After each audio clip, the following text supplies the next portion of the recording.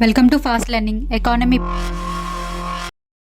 ఇతర ఆర్బీఐ సాధనాలు. ఆర్బీఐ యొక్క ఇతర సాధనాల లక్ష్యం ఏమిటి? సరైన క్రెడిట్ మరియు ద్రవ్య విధానం అమలులోకి తీసుకురావటం. కాల్ మనీ మార్కెట్ అంటే ఏమిటి? ద్రవ్య మార్కెట్లో ఒక ముఖ్య విభాగం. ఇక్కడ ఓవర్ నైట్ రుణాలు తీసుకోవడం మరియు నిధులను ఇవ్వడం జరుగుతుంది. భారతదేశంలో కాల్ మనీ మార్కెట్లో పాల్గొనే సంస్థలు ఎవరు? షెడ్యూల్డ్ వాణిజ్య బ్యాంకులు, ప్రాంతీయ గ్రామీణ బ్యాంకులు మినహాయించి, సహకార బ్యాంకులు, భూమి అభివృద్ధి బ్యాంకులు మినహాయించి, బీమా సంస్థలు. కాల్ మనీ మార్కెట్లో రుణాలు మరియు లావాదేవీలపై ఏ పరిమితులు ఉంటాయి? ప్రతి సంస్థకు ఆర్బీఐ ద్వారా ప్రొడెన్షియల్ పరిమితులు వర్తిస్తాయి. ఏప్రిల్ 2016 నాటికి బ్యాంకులు తమ ఎన్డీటీఎల్లో ఎంత శాతం వరకు over night facility at repo కింద రుణం తీసుకోవచ్చు? 1%.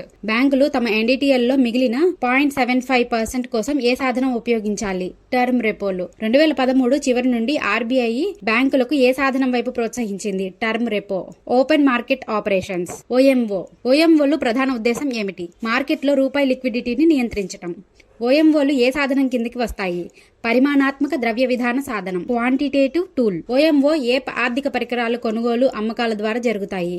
ప్రభుత్వ సెక్యూరిటీలు. వ్యక్తులు ఓఎంఓ మార్కెట్లో పాల్గొనడానికి ఆర్బీఐ అనుమతి ఎప్పుడు ఇచ్చింది? 2017. Liquidity adjustment facility, LAF. LAF ని ఆర్బీఐ ఎప్పుడు ప్రవేశపెట్టింది? జూన్ 2000. ఎల్ఏఎఫ్ కింద ఆర్బీఐ రోజువారీ ప్రాతిపదికన ఏ రకాల రేట్లపై రుణాలు ఇస్తుంది, తీసుకుంటుంది? రెపో అండ్ రివర్స్ రెపో రేట్లు. ఎల్ఏఎఫ్ వల్ల ప్రధాన ప్రయోజనం ఏమిటి?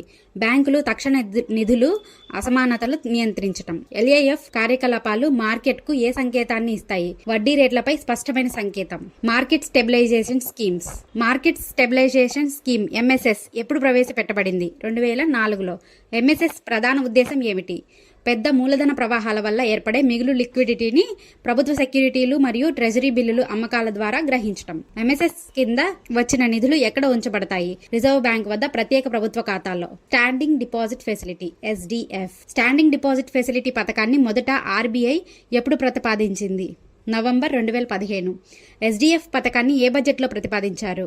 2018-19 కేంద్ర బడ్జెట్లో. ఎస్డిఎఫ్ పథకం యొక్క ముఖ్య ఉద్దేశం ఏమిటి? అదనపు లిక్విడిటీ.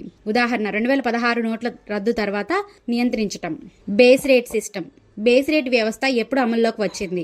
జూలై 1, 2010. బేస్ రేట్ ఏ వ్యవస్థ స్థానంలో ప్రవేశపెట్టబడింది? BPLR, benchmark prime lending rate. BPLR వ్యవస్థ ఎప్పుడు ప్రవేశపెట్టారు? 2003లో. బేస్ రేట్ యొక్క ప్రధాన ఉద్దేశం ఏమిటి? రుణాల రేట్లలో పారదర్శకత తీసుకురావటం. బేస్ రేట్ కింద బ్యాంకులు రుణాలు ఎలా ఇవ్వాలి? బేస్ రేట్ కంటే తక్కువ వడ్డీ రేట్లతో రుణాలు ఇవ్వరాదు. బీపీఎల్ఆర్ వ్యవస్థలో ఏ లోపం ఉండేది? బ్యాంకులు బీపీఎల్ఆర్ కంటే తక్కువ రుణాలు ఇవ్వడం వల్ల రుణగ్రహీతలు బేరసారాలు చేసుకునే అవకాశం ఉండేది. Thanks for watching. Please like, share and subscribe to my channel.